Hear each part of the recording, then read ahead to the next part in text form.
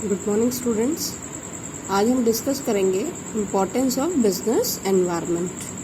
हमने business environment का meaning समझ लिया था। बिजनेस एनवायरनमेंट का मीनिंग क्या होता है कि जो बिजनेस के आसपास के एक्सटर्नल फोर्सेस हैं जिसका इफेक्ट बिजनेस पे आता है वो सारा बिजनेस एनवायरनमेंट कहलाता है। बिजनेस एनवायरनमेंट जो है डायरेक्टली और इनडायरेक्टली बिजनेस को अफेक्ट करता है। इसमें दो फोर्सेस हैं, जनरल और specific.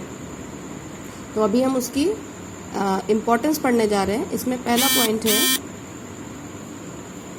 Enables the firm to identify opportunities and getting first mover advantage.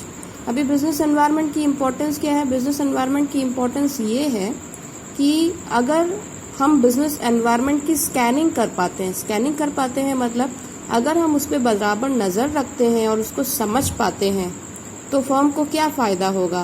The firm will be able to identify opportunities and getting first mover advantage. यानी कि जो भी बिजनेस की अपॉर्चुनिटीज है वो उसको आइडेंटिफाई कर पाएगा, जान पाएगा और फिर वो उस चीज में आगे बढ़ पाएगा। इसको हम एग्जाम्पल लेकर के समझेंगे। हम प्रेजेंट एनवायरनमेंट लेंगे। अगर आप देखेंगे तो जो सैनिटाइज़र है पहले उसकी इतनी ज़्यादा डिमांड नहीं हुआ करती थी, लेकिन अभी जब से ये कोविड-19 बीमारी फैली हुई है तब से बहुत सारी कंपनीज जो हैं उन्होंने इस चीज़ को आइडेंटिफाई किया। जैसे ही लॉकडाउन अनाउंस हुआ, इस बीमारी के बारे में न्यूज़ में आने लगा, लोगों को ये चीज़ समझ में आ गई, जो लोग बिजनेस करते हैं उन्हें ये चीज़ समझ में आ गई कि यहाँ पे जो ये इसको कंट्रोल करने का ये तरीका है कि हम हाथों को सैनिटाइज करें, वॉश करते रहें। तो बहुत सारी कंपनीज जो हैं उन्होंने इस अपॉर्चुनिटी को आइडेंटिफाई किया कि अब जो है आगे आने वाले समय में सैनिटाइज़र की ज़्यादा ज़रूरत पड़ेगी। तो बहुत सारी फर्म्स ने, बहुत सारे बिजनेस ने इस अपॉर्चुनिटी को आइडेंटिफाई किया और सबने जो है सैनिटाइज़र बनाना शुरू कर दिया। तो वो कंपनी को सबसे ज़्यादा बेनिफिट मिलेगा, उसका प्रॉफिट सबसे ज़्यादा होगा जो सबसे पहले सैनिटाइज़र बना करके मार्केट में अपना प्रोडक्ट लॉन्च कर देगा। तो इसीलिए जो हमारा पहला पॉइंट है that is enables the firm to identify opportunities and getting first mover advantage.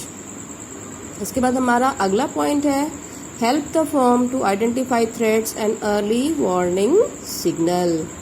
यहाँ पे बता रहा है कि अगर बिजनेस एनवायरनमेंट की टाइम टू टाइम स्कैनिंग की जाती है, उसको समझने की कोशिश की जाती है कि क्या हो रहा है एनवायरनमेंट में, तो जितने भी थ्रेट्स हैं, थ्रेट्स को आइडेंटिफाई किया जा सकता है और उसको हम एज ए वार्निंग सिग्नल मान सकते हैं। थ्रेट्स मतलब यहाँ पे क्या है? थ्रेट्स का जो मीनिंग है मतलब जो डरने वाली बात है, जो नेगेटिव चीज़ें हैं, जो घाटा होने वाला है, उसके बारे में हमको अगर पहले से थोड़ा आइडिया लग जाता है तो हम क्या करते हैं?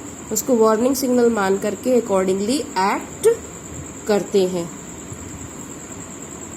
अभी इसको आप एग्जाम्पल से समझ सकते हो कि बहुत सारे जैसे मारुति उद्योग का एग्जाम्पल हम ले लेते हैं।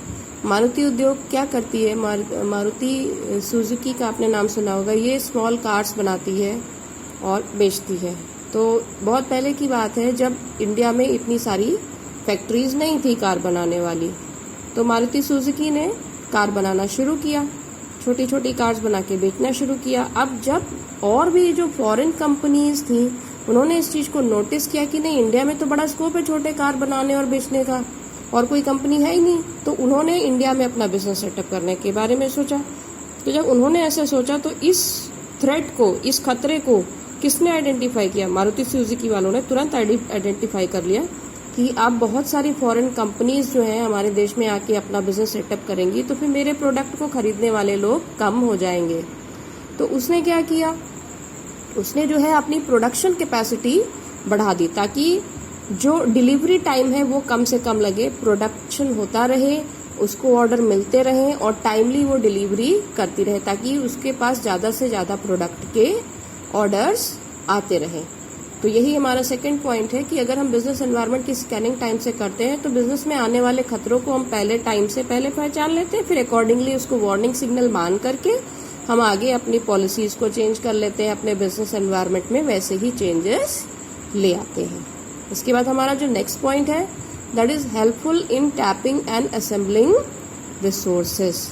Helpful in tapping and assembling resources से मतलब क्या है, बिजनेस एनवायरनमेंट के पास बहुत सारे रिसोर्सेज होते हैं, फाइनेंस होता है, मशीनरी होती है, रॉ मटेरियल होता है, इन सारे रिसोर्सेज का सही इस्तेमाल होना जरूरी है। तो बिजनेस एनवायरनमेंट की स्टडी करके हम इन सारे रिसोर्सेज को ठीक से यूज कर पाते हैं, उनकी असेंबलिंग ठीक से कर पाते हैं।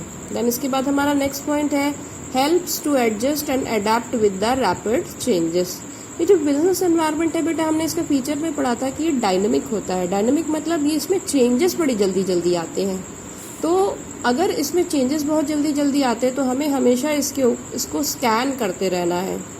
स्कैन करते रहने से क्या होता है, हमें उसकी पूरी की पूरी जानकारी रहती है और हम अपने बिजनेस में उसी हिसाब से चेंजेस लेके आते रहते हैं और उसके हिसाब से एडजस्ट होते रहते हैं। अगर हम अपने बिजनेस में वैसे ही चेंजेस नहीं लेके आएंगे, चेंजेस लाने में देर करेंगे, तो हम फिर मार्केट के हिसाब से सरवाइव नहीं कर पाएंगे। इसके बाद हमारा अगला पॉइंट है assisting in planning and policy making. ये जो बिजनेस एनवायरनमेंट है, इसकी स्कैनिंग करने से हमें प्लान बनाने में, पॉलिसी बनाने में आसानी रहती है।